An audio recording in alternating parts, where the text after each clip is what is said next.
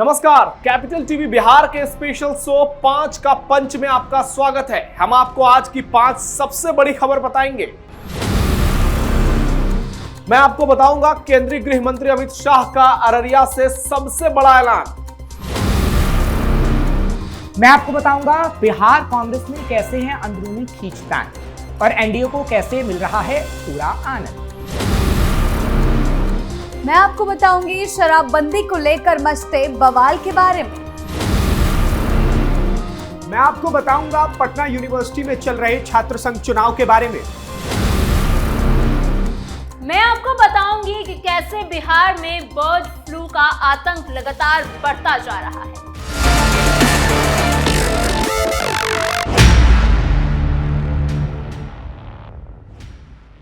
केंद्रीय गृह मंत्री अमित शाह इस वक्त 3 दिन के बिहार दौरे पर हैं, जहां उन्होंने आज अररिया से एक बार फिर बड़ा ऐलान कर दिया है। अमित शाह ने कहा कि हम पूरे सीमांचल को घुसपैठियों से मुक्त करेंगे।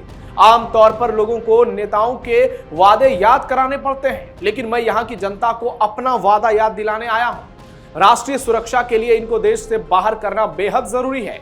बिहार की सरकार से लेकर डीएम, एसपी से डिटेल मीटिंग करके हम एक्शन प्लान बना रहे हैं। सीमा से 10 किलोमीटर अंदर जितने भी अवैध अतिक्रमण हैं, उन्हें हटाया जाएगा। सुनिए अमित शाह ने क्या कहा। मैं बिहार की जनता को भी कहना चाहता हूं कि हमने चुनाव में बिहार की जनता को वादा किया था कि हम बिहार को घुसपैठियों से मुक्त करेंगे। घुसपैठियों से मुक्ति से मतलब सिर्फ मतदाता सूची से नाम हटाना नहीं, हम कृतनिश्चयी है कि एक एक घुसपैठिए को भारत की भूमि से चुन चुन कर भारत के बाहर भेजने का कार्यक्रम करेंगे। अमित शाह ने साफ कर दिया कि सरकार ने निर्णय ले लिया है कि डेमोग्राफी चेंज की जांच के लिए उच्च स्तरीय कमेटी की घोषणा की जाएगी। वो कमेटी सिर्फ सीमा के इलाके नहीं, बल्कि पूरे देश की बदली डेमोग्राफी यानी जनसंख्या का जो परिवर्तन हुआ है उसका गहराई से अध्ययन करेगी और फिर रिपोर्ट सौंपेगी। डेमोग्राफी में बदलाव को देखें तो इससे सबसे ज्यादा प्रभावित बिहार, पश्चिम बंगाल और झारखंड है। बंगाल में भी हम एक एक घुसपैठियों को चुन चुनकर बाहर करेंगे। यानी बिहार से अमित शाह ने घुसपैठियों को लेकर एक बार फिर से बहुत बड़ा ऐलान कर दिया है। बिहार के कांग्रेस सांसद तारिक अनवर पर अब विपक्ष नहीं बल्कि उनकी पार्टी कांग्रेस के कद्दावर नेता शकील अहमद खान संगीन आरोप लगा रहे हैं। कांग्रेस के पूर्व विधायक दल के नेता सह पूर्व विधायक शकील अहमद ने तारिक अनवर पर करारा हमला बोलते हुए कहा है कि तारिक अनवर पिछले 40 साल से कटिहार के लिए कुछ भी काम नहीं किए हैं और न ही कभी धरना प्रदर्शन के माध्यम से जनता के मुद्दों पर सड़क पर उतरकर आंदोलन किए। इसके अलावा वो पार्टी के किसी कार्यकर्ता के लिए कुछ नहीं करते हैं, बल्कि सांसद निधि योजना से होने वाले काम भी ऊंचे दर के कमीशन लेकर अन्य पार्टी के कार्यकर्ताओं को दे देते हैं। शकील अहमद खान ने कटिहार एमपी पर आरोप लगाते हुए कहा कि तारिक अनवर बेवजह पार्टी द्वारा चुने गए दलित नेता और कांग्रेस प्रदेश अध्यक्ष को टारगेट कर रहे हैं। पुरानी बातों को याद करते हुए शकील अहमद खान ने कहा है कि कभी तारिक अनवर सोनिया गांधी को विदेशी मूल की नागरिक पुल का टारगेट बनाते थे, लेकिन फिर भी कांग्रेस ने बड़े दिल से तारिक अनवर को माफ कर दिया था। लेकिन अब तारिक अनवर शायद वो दिन भूल गए हैं। उन्होंने इशारों में विकास के लिए हाई मास्क लाइट के नाम पर तारिक अनवर पर 45% कमीशन लेने का आरोप लगाया है। दूसरी ओर दिल्ली में रहने के कारण तारिक अनवर का इन आरोपों पर कोई प्रतिक्रिया तो नहीं आई, लेकिन फोन पर संपर्क करने पर उन्होंने इस मामले पर नो कमेंट की बात कही। कांग्रेस के 2 दिग्गज नेताओं की लड़ाई में एनडीए गठबंधन हैप्पी मूड में नजर आ रहा है। हालांकि बीजेपी शकील अहमद के उस बयान का जवाब दे रही है जिसमें उन्होंने तारिक अनवर के बयानों को बीजेपी द्वारा ट्रोल करने का आरोप लगाया। कटिहार बीजेपी जिला अध्यक्ष मनोज रॉय ने कहा कि जनता की अदालत में कांग्रेस के दोनों दिग्गज नेता बेनकाब हो चुके हैं। शकील अहमद खान को जनता कलवा विधानसभा से चुनाव हराकर सबक सिखा चुकी है और तारिक अनवर जो किसी तरह इस बार एमपी तो बन गए, लेकिन आने वाले दिनों में उनकी विदाई निश्चित है। कुल मिलाकर एक तरफ कांग्रेस जहां संगठन मजबूत करने के अभियान में जुटी है, वहीं कांग्रेस की किरकिरी हो रही है। खबरों में बात करते हैं। बिहार में शराबबंदी को लेकर सियासत एक बार फिर गर्मा गई है। सुनील कुमार सिंह ने सरकार पर तीखा हमला बोला है। उनका कहना है कि 27 तारीख को सभी मीडिया कर्मी रहिएगा, हम यही शराब मंगा देंगे। उनका दावा था कि राजधानी में खुलेआम शराब की डिलीवरी हो रही है। सिंह ने आरोप लगाया कि प्रशासनिक तंत्र पूरी तरह विफल हो चुका है। उनके बयान से राजनीतिक हलकों में हलचल तेज हो गई है। एमएलसी ने आरोप लगाया कि देशभक्त राजेंद्र प्रसाद की प्रतिमा के पास भी शराब की डिलीवरी होती है। उन्होंने कहा कि ये स्थान राजधानी का प्रमुख सार्वजनिक स्थल है, इसके बावजूद यहाँ अवैध गतिविधियां चल रही। सिंह ने दावा किया कि स्कूली बच्चे तक डिलीवरी के काम में लगाए जा रहे हैं। उन्होंने इसे कानून व्यवस्था के लिए खतरा बताया। साथ ही सरकार से जवाब मांगा कि ऐसी स्थिति क्यों बनी हुई है। आरजेडी नेता ने आरोप लगाया कि एक अणे मार्ग के पास तैनात सिपाही भी शराब को लेकर जाते दिखे। उनका कहना है कि जब कानून के रक्षक ही नियम तोड़े तो हालात समझे जा सकते हैं। सिंह ने इसे शराबबंदी कानून की खुली अवहेलना बताया। उनका कहना था कि छोटे लोगों पर कार्रवाई होती है, बड़े लोग बच निकलते हैं। उनका कहना है कि ये दोहरे मापदंड का एग्जाम्पल है। सुनील सिंह ने आगे कहा कि आप भी ये बात जानते हैं कि बिहार की सीमा से लगने राज्यों और यहाँ तक कि नेपाल में शराबबंदी नहीं है। ऐसे में बिहार में ये कानून सही से लागू हो जाएगा, इसकी कल्पना करना ही गलत है। आज हमारी युवा पीढ़ी भी पूरी तरह बर्बाद हो गई है। जिन लोगों को शराब नहीं मिलता वो लोग सूखा नशा कर रहे हैं। हालांकि शराबबंदी को लेकर सरकार पर भी सवाल उठ रहे हैं, लेकिन सरकार कई बार ये साफ कर चुकी है कि ऐसा कुछ नहीं है। इस आरोप पर सरकार की ओर से तत्काल प्रतिक्रिया नहीं आई। विपक्षी खेमे ने एक नया बवाल मचाना शुरू कर दिया है, जिसके बाद से सियासत का पारा गर्मा गया है। शराबबंदी कानून के मुद्दे ने लगातार तूल पकड़ता दिखाई दे रहा है, लेकिन इस बीच सुनील सिंह के बयानों से तेजस्वी की मुश्किलें भी बढ़ा दी गई है। सवाल ये उठ रहा है कि आखिर उन्हें कैसे पता कहां शराब मिल रही है। इसी को लेकर अब एक नया बवाल मचता दिखाई दे रहा है। आरजेडी खुद ही फंस रही है, क्योंकि पूरे प्रदेश में अब सुनील सिंह के बयानों ने और बड़ी हलचल मचा दी है, जो तेजस्वी के लिए बड़ा खतरा बनती जा रही है। पटना यूनिवर्सिटी में छात्र संघ चुनाव को लेकर तैयारियां तेज हो गई हैं। गुरुवार को प्रेसिडेंशियल डिबेट आयोजित की जाएगी। यह बहस पटना साइंस कॉलेज में दोपहर 1 बजे से शुरू होगी। डिबेट के बाद शाम 5 बजे चुनाव प्रचार पूरी तरीके से बंद हो जाएगा।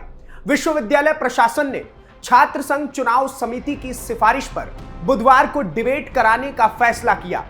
पीयू छात्र संघ चुनाव के लिए मतदान 28 फरवरी को होगा। वोटिंग सुबह 8:30 बजे से दोपहर 2:30 बजे तक चलेगी। इसके बाद उसी दिन शाम 4:30 बजे से मतगणना शुरू कर दी जाएगी। उम्मीद है कि रात तक चुनाव परिणाम घोषित हो जाएंगे। विश्वविद्यालय प्रशासन ने सभी छात्र छात्राओं से मतदान में बढ़ चढ़कर हिस्सा लेने की अपील की है। यूनिवर्सिटी से जुड़े सभी कॉलेज ने भी इस संबंध में नोटिस जारी कर दिया है। प्रेसिडेंशियल डिबेट को लेकर इस बार खास सुरक्षा इंतजामात किए गए।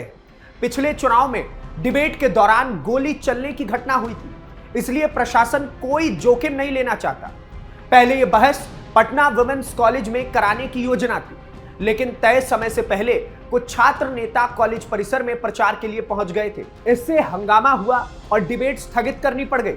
इस बार सुरक्षा को ध्यान में रखते हुए स्थान बदलकर पटना साइंस कॉलेज तय किया गया है। बुधवार को कुछ छात्र संगठनों ने डिबेट कराने की मांग को लेकर विश्वविद्यालय परिसर में प्रदर्शन भी किया था। इसके बाद कुलपति प्रोफेसर नमिता सिंह के निर्देश पर चुनाव समिति ने बहस कराने का निर्णय लिया है। मीडिया प्रभारी डॉक्टर हिरेंद्र प्रसाद के अनुसार डिबेट में सेंट्रल पैनल के अध्यक्ष पद के सभी उम्मीदवार भाग लेंगे।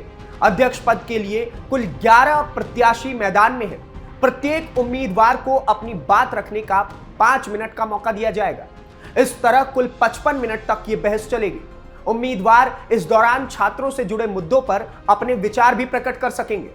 चुनाव आचार संहिता का सख्ती से पालन करने के निर्देश भी दिए गए हैं। प्रशासन ने साफ किया है कि किसी भी तरह की गड़बड़ी बर्दाश्त नहीं की जाएगी। मतदान के दिन वोट डालने वाले सभी विद्यार्थियों की पूरे दिन की उपस्थिति दर्ज की जाएगी।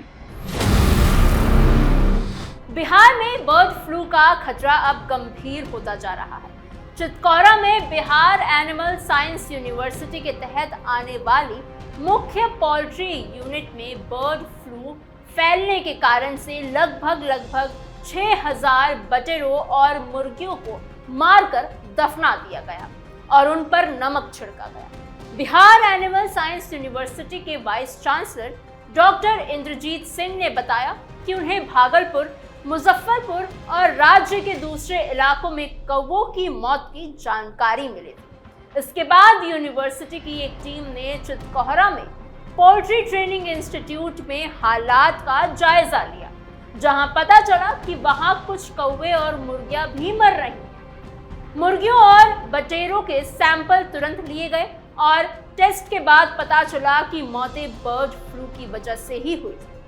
इसके बाद बिहार सरकार ने तुरंत एक्शन लिया और चितकौरा में poultry research and training centre में सभी प्रभावित पक्षियों को मारकर दफनाने का फैसला किया गया। Vice chancellor doctor Indrajit Singh ने बताया कि दफनाने के प्रोसेस में बहुत सावधानी बरती गई। सिक्योरिटी वालों ने पीपी किट और फेस मास्क पहने थे।